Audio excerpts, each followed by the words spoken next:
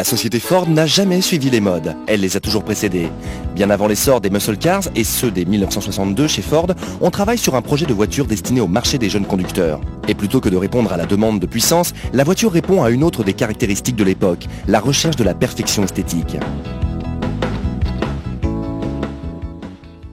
En 1964, à l'exposition universelle, Ford avait un stand où la Mustang était présentée sur un plateau tournant. Cette installation servit plus tard dans un film publicitaire qui disait tout simplement « Concevez votre propre Mustang ». On pouvait alors totalement personnaliser sa voiture. L'Amérique tout entière s'enflamme alors pour la Mustang. Avec ses lignes superbes et un prix dépassant à peine les 2000 $ de l'époque, comment ne pas en tomber amoureux? Bien que le moteur le plus puissant l'ayant jamais équipé ait été un V8 de seulement 4 litres d'eau, on s'arrache la Mustang à raison d'1 million d'exemplaires vendus au cours de ses 2 premières années de commercialisation.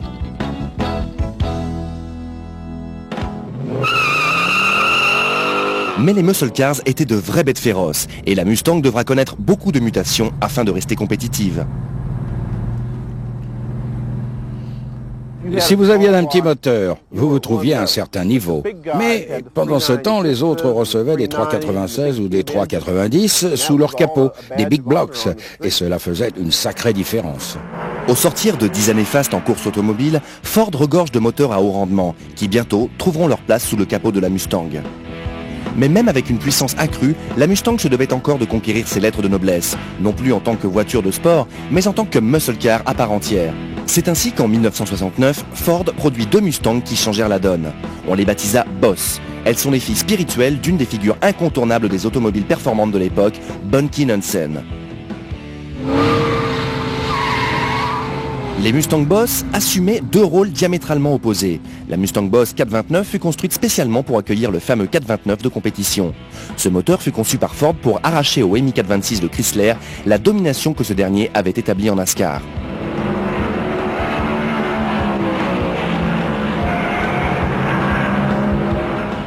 Grâce à Knudsen, c'est le modèle 69 de Mustang qui fut choisi pour cette version. Les premières tentatives afin d'adapter ce moteur à la Mustang vont à l'encontre des principes de la NASCAR. Mais au final, le modèle obtenu est un exemple de muscle car aux capacités prodigieuses.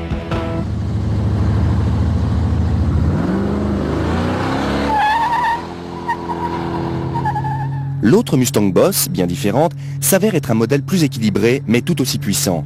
La Boss 302 fut conçue tout spécialement pour les courses Trans-Am, dans le but d'éliminer les Camaro ou toute autre voiture qui oserait s'opposer à elle sur route comme sur circuit.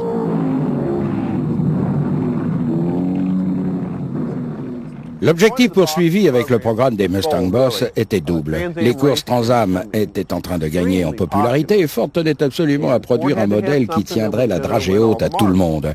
Il voulait donc créer un modèle capable de gagner sur tous les tableaux en course et, en même temps, capable de séduire le public lors des salons automobiles. Faisant d'une pierre 3 coups, la victoire de la Trans-Am à Chevrolet est transformée ainsi en image de marque de la Mustang, faisant d'une jolie petite voiture une véritable dévoreuse de bitume. Et pour transformer l'essai, Ford fit plus que simplement gonfler le moteur. Il développa un tout nouveau dessin pour la Mustang. Bunky Knudsen appela à son aide son designer de l'époque à la General Motors, Larry Shinoda. Celui-ci donnera à la Mustang une allure qui fera immédiatement des envieux et la classera parmi les muscle cars les plus racés.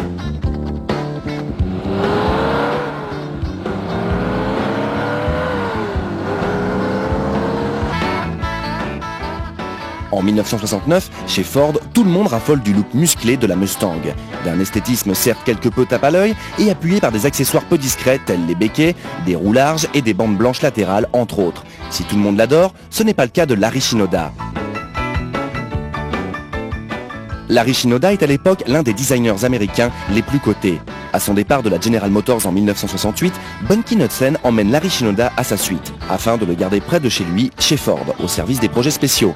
Shinoda adorait la Mustang, mais détestait les fioritures superficielles qui ornaient le modèle 69.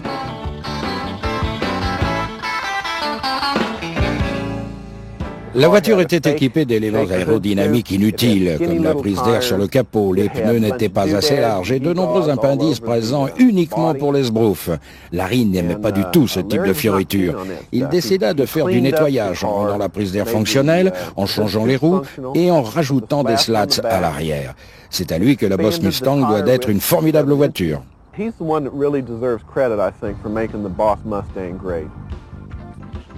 La Mustang de Shinoda est plus propre. Débarrassée de ses gadgets superflus, elle en apparaît encore plus racée. Pour parachever son travail, Shinoda baptise la voiture en employant le nom que tout le monde donnait à Bunky Knudsen, Boss. En même temps que les travaux avançaient sur la carrosserie, la division des moteurs haute performance de Ford travaillait de son côté sur un nouveau moteur développé spécifiquement pour cette voiture. Le moteur qui sort ainsi de l'atelier est digne de la Boss. Le Boss 302 est construit à partir d'un small block avec palier 4 boulons, d'un alésage de 4 pouces et d'une course de 3 pouces. Son vilebrequin tout acier taillé dans la masse fut le meilleur vilebrequin jamais fabriqué chez Ford et pouvait supporter jusqu'à 8000 tours minute.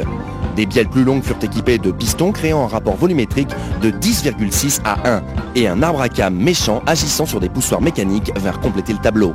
Les culasses Cleveland étaient le détail qui faisait du Boss 302 un vrai monstre. Des soupapes de 59,2 mm à l'admission et de 43,2 mm à l'échappement furent montées. Alimentées par un collecteur d'admission en aluminium surmonté d'un carburateur Olay 780 CFM, les 290 chevaux annoncés par le constructeur constituaient une parfaite sous-estimation.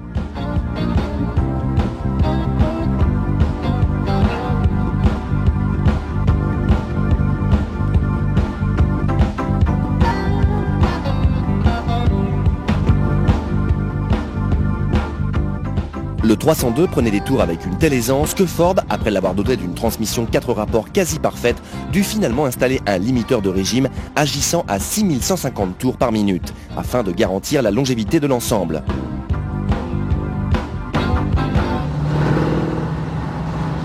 Knudsen avait aussi pour objectif de faire de sa voiture le top en matière de maniabilité. La voiture était conçue pour courir. Elle était munie d'amortisseurs arrière spéciaux, de barres anti-roulis à l'avant comme à l'arrière, de puits de suspension renforcés, d'un spoiler à l'avant et d'un becquet optionnel à l'arrière. Bien entendu, les louvers de la lunette arrière étaient plus esthétiques que fonctionnels, mais aidaient quand même à garder un peu de fraîcheur à l'arrière de la voiture en été. En fait, cette voiture fut créée pour la route, mais elle se révéla parfaitement compétitive en dragster. La Boss 302 avait l'apparence et la vitalité d'un animal sauvage. Le 17 avril 1969, lorsque les fans de Mustang posèrent pour la première fois leurs yeux sur elle, ils surent qu'ils avaient devant eux la crème des muscle cars. La Boss 302 de 69 devint la première voiture de course d'usine à accéder au podium des salons. On pouvait acheter la voiture, la dépouiller de quelques éléments et partir en course. C'était ça l'avantage. On pouvait la faire courir aussitôt au prix de légères modifications. En quelques instants, vous aviez une bête de compétition. Parallèlement au développement de la version ville de cette petite nerveuse, l'équipe de course de la société Ford se pencha sur la conception de quelques modèles de compétition, à même de rivaliser enfin dignement avec les bolides déjà bien installés dans le monde de la course. En 4 ans d'existence, la Trans Am a vu le nombre de fans grandir proportionnellement à l'intérêt des constructeurs pour cette course. En 1968, le titre Trans Am fut remporté par Mark Donohue, au volant de la Camaro Z28 de l'équipe Roger Penske, aux grandes dames des décideurs de l'équipe Ford. Mais en 1969, Ford fut bien représenté avec 2 équipes de Mustang Boss, l'une placée sous la supervision de Carroll Shelby et l'autre sous la direction de Bud Moore, une des légendes des stock cars. Bud Moore ne voulait pas battre les seuls Camaro, mais aussi vaincre toutes les autres, y compris ses collègues de l'équipe Ford Shelby. Carroll Shelby et son équipe étaient déjà à Laguna Seca à notre arrivée là-bas. Ils nous ont dit, pour vous ce sera simple, vous ne pourrez pas mieux faire que nous. On n'avait jamais entendu Le record du tour était de 1:13, je crois, et nous avons réussi à nous placer dans les 12 secondes. 1:12, c'est ça. Jones a dit qu'il arriverait à s'échauffer rapidement, et chez Shelby, tout le monde a rigolé, jusqu'au moment où on a réussi à terminer le premier tour en 1:11, après quoi on a décroché la pole en 1:09. Ford se taille un confortable avantage, remportant les 5 premières victoires de la saison. 1969 sera l'année d'un affrontement titanesque entre Ford et Chevrolet, à chaque semaine plus riche en rebondissements. La compétition des Mustangs contre les Camaro, et parfois entre les Mustangs elles-mêmes, offre des moments de course d'une rare intensité, difficilement égalés depuis. À la fin de la saison 1969, au total des points, c'est malgré tout la Camaro qui l'emporte à nouveau, mais avec seulement 14 points d'avance. Frank Fernandez de chez Ford est arrivé un beau jour en pleine course en donnant la consigne de se débarrasser de nos batteries qui pesaient dans les 25 kilos et de les remplacer par des batteries semblables à celles des motos. Et il avait demandé aux gens de chez Ford de créer un nouveau type de batterie. On les a alors installés sur les voitures, certains que ça allait marcher. Et là, on a commencé à faire rentrer les pilotes au stand. Follmer s'est arrêté, on lui a installé la batterie et soudain, pas moyen de redémarrer. On a dû le pousser à l'écart et vite lui remettre une autre batterie. Après 2 tours, on a fait rentrer Parnelli pour changer sa batterie et là, même problème. Il a fallu réinstaller une autre batterie sur sa voiture que l'on a perdu le championnat cette année-là à cause de ces magouilles de batterie. Pendant ces péripéties, à l'autre bout du pays, un autre type de compétition se déroule, et dans lequel Ford s'implique énormément. Au milieu des années 60, Ford livre un bras de fer à Chrysler et son moteur EMI 426, un bras de fer qu'elle était en train de perdre. Sa dernière chance, Ford la trouve dans la version simple arbre à cam en tête de son 427.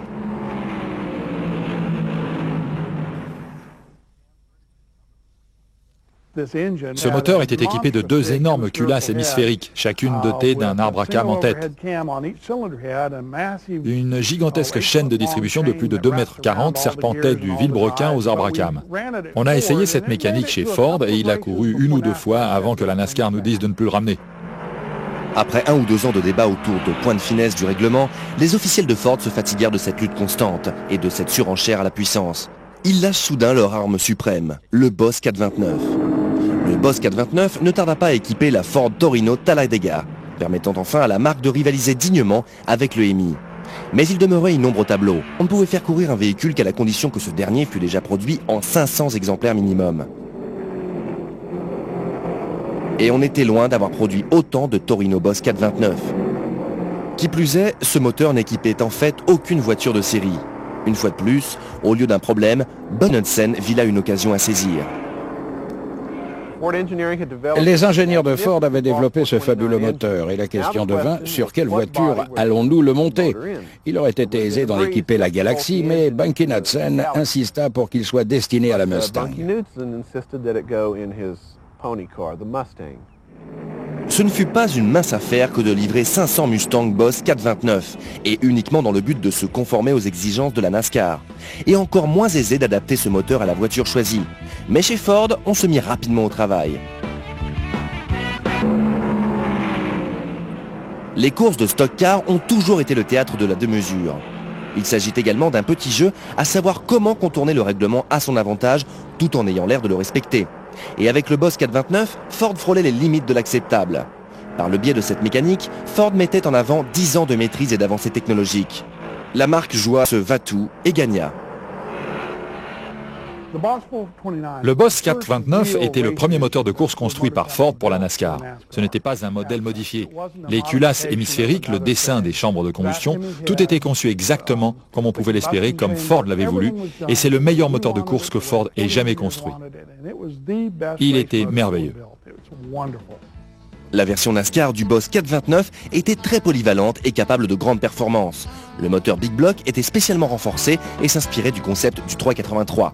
Il était doté d'un alésage de 4 pouces 36 et d'une course de 3 pouces 59. Et en outre, il présentait un vilebrequin en acier forgé et des bielles forgées NASCAR.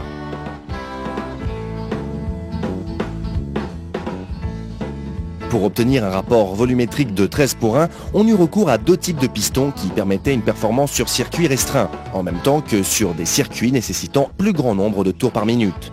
Les soupapes étaient de dimensions impressionnantes, 60,20 mm pour les soupapes d'admission et 48,25 mm pour les soupapes d'échappement. Les Talladega Boss 429 furent quasiment imbattables cette année-là. C'est David Pearson pour l'équipe Holman Moody qui remporta le championnat conducteur NASCAR 1969. Mais le Boss 429 n'aurait jamais connu la gloire en course si précédemment on avait réussi chez Ford ce que beaucoup ont qualifié de miracle. En effet, sans l'adaptation du moteur au châssis de la Mustang, rien ne se serait passé. Contrairement au Boss 302, les ventes du 429 n'étaient pas censées battre des records. Le nombre de modèles produits ne devait pas dépasser 500. La production en est confiée à la société Carcraft dans le Michigan.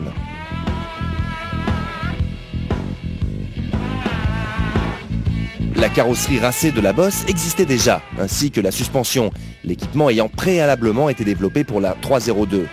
En élargissant légèrement le compartiment moteur, en plaçant la batterie dans le coffre et en installant des amortisseurs plus performants à l'avant pour compenser le poids du nouveau moteur, la Boss 429 était prête à sortir de l'atelier. Il ne restait plus qu'à installer la prise d'air sur le capot, à ajouter des monogrammes et adhésifs distinctifs afin que la 429, la plus redoutable des Mustangs, naisse. Les versions villes de la Boss 429, baptisées 820S et 820T, ne différaient pas réellement du modèle NASCAR. S était équipée de poussoirs hydrauliques. La T, présentée en 1969, fut elle aussi à ses débuts équipée de poussoirs hydrauliques, avant qu'elle n'adopte la distribution à poussoirs mécaniques de la 429 Super Cobra Jet. Les deux moteurs voyaient le diamètre de leur soupape d'admission réduit et leur rapport volumétrique ramené à 10 à 1. Avec un carburateur Holley 735 CFM, plus petit que le Holley 780 de la 302, la 429 développait alors 375 chevaux.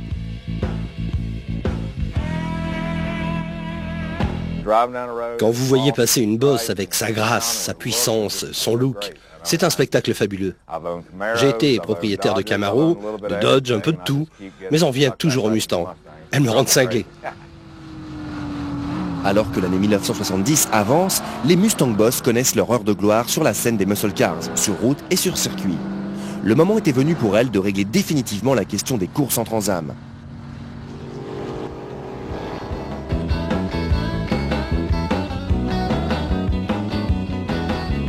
Les Boss Mustang ne connaissent que peu de changements du millésime 69 au millésime 70. On retravailla un peu l'avant et l'arrière et on revint à une configuration à deux optiques. Et on décora la 302 de façon différente. La prise d'air sur le capot injectait de l'air froid dans le moteur à haut régime, régime que les Boss 302 ne quittaient quasiment plus, surtout les voitures issues des ateliers de Bud Moore.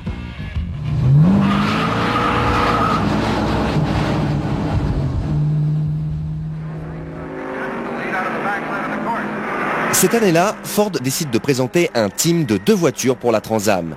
Et c'est ainsi que l'on vit concourir les Mustangs de Moore aux côtés de celles de Parnelli Jones et George Follmer.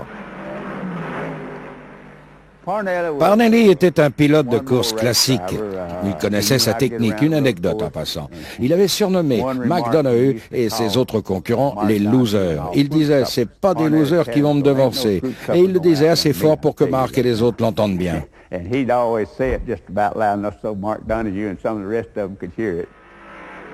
L'année 1970 se conclut par une victoire complète des Mustangs dans le championnat. Et les fans purent se satisfaire d'avoir assisté à l'une des plus brillantes saisons de l'histoire de la Trans-Am.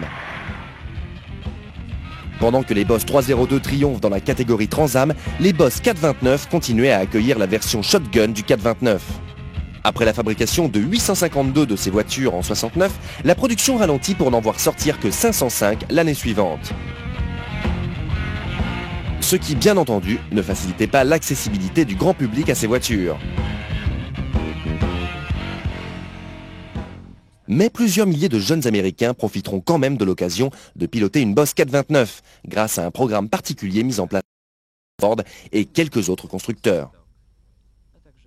Alex Strand était avocat de profession et champion de Superstock. Il n'allait pas tarder à s'investir d'une mission toute particulière. De nombreux soldats, démobilisés à leur retour du Vietnam, mouraient au volant de voitures qu'ils n'étaient pas à même de piloter. On leur revendait des voitures à 3 500 $ qui développaient 425 chevaux et au final, ils s'envoyaient dans les décors sur l'autoroute. Et au lieu de recevoir la compassion des gens, on ne faisait que les critiquer davantage. Ça m'a toujours semblé aberrant. And instead of being sympathized or given help, these guys were criticized. The whole thing seemed out of whack to me. Ekstrand et un groupe de ses amis créèrent la United States Performance Team, persuadant dans la foulée la société Ford de prendre part à une tournée de conférences au Vietnam avec une véritable caravane de véhicules haute performance afin de promouvoir la sécurité routière auprès des militaires. Il nous fallait développer une voiture et concevoir une présentation de règles de sécurité de façon claire, simple et acceptable par les soldats. On se disait que grâce à nos statuts de pilote de course, les soldats nous écouteraient. Très vite, l'idée d'Ekstrand et de ses partenaires fit son chemin, et les Marines souscrivèrent au programme. À la base, le gouvernement ne subventionna rien du tout. Nous avons réussi à obtenir un financement intégral de nos sponsors. On avait surtout besoin d'une voiture qui supporterait les rigueurs de la tournée. Il nous fallait une voiture unique, une voiture comme personne n'en avait jamais vue auparavant et qui attirerait l'œil. C'est comme ça que nous est venue l'idée d'employer la Boss 429. La Boss Dextrand parcourait les 400 mètres en 8 secondes. Ils se servirent de toutes les surfaces goudronnées imaginables pour les démonstrations devant les GIs, des aérodromes aux pistes d'atterrissage d'hélicoptères. On faisait nos démonstrations où l'on pouvait, sur des porte-avions, sur une base aérienne à Okinawa. C'était des endroits qui attiraient bien l'attention. Et quand on avait capté leur attention avec ces impressionnantes démonstrations, on savait que l'on pouvait alors faire passer le message sur la sécurité routière. Après avoir passé tant de mois loin de leur pays, la chance d'approcher une bonne vieille muscle car était pour les GIs un excellent remède à la mélancolie. Nous donnions notre conférence dans un hôpital, dans le service où des soldats venaient de se faire amputer. Nous avons amené la voiture dans la cour et les gars se sont levés avec leurs béquilles, se sont traînés comme ils ont pu. D'autres ont été portés afin de pouvoir descendre dans la cour et approcher la voiture. J'ai réalisé combien les moteurs et les voitures étaient importants aux yeux de ces jeunes Américains. La tournée Dextrand et de ses partenaires dure 3 ans et les emmène en Asie, des sites les plus modernes aux endroits les plus retirés. Les coureurs offrent à chacune de leurs représentations une performance irréprochable et font rêver les soldats de leur pays natal. Aujourd'hui, Alex Trent continue de piloter une des 2 429 conduites à l'époque par les membres de la tournée. L'autre véhicule a été détruit lors d'un déplacement à l'étranger. Parfois, il lui arrive de rencontrer quelqu'un qui a assisté à l'une de ses présentations. Il nous était facile de se lier avec chacun de ces gars. La Mustang représentait pour eux le rêve et face à ça, on avait une crédibilité totale. On n'a jamais eu de problème. Et la voiture est bien celle que nous avions avec nous en tournée. Elle est restée intacte. Une impression aussi indélébile ne peut être laissée que par un véhicule d'exception. Les Mustang Boss étaient bien de ce type de voiture et on peut dire que cette impression persiste aujourd'hui. Au cours des 2 années de production de la 302 et de la 429, Ford a tenu le haut de l'affiche, remportant la Trans Am. Ford a également cultivé l'allure élégante de la Boss en développant ses capacités de muscle car en course. Et grâce à des pilotes comme Alex Trent, la Boss est entrée à la fois dans l'imaginaire collectif de toute une nation et dans l'histoire de l'automobile. De ces 2 ans d'expérience, on peut dire qu'il subsiste de magnifiques traces. Merci de votre attention et à bientôt pour un nouvel épisode de Muscle Cars. Et surtout n'oubliez pas, ne les envoyez pas à la casse, mais restaurez-les.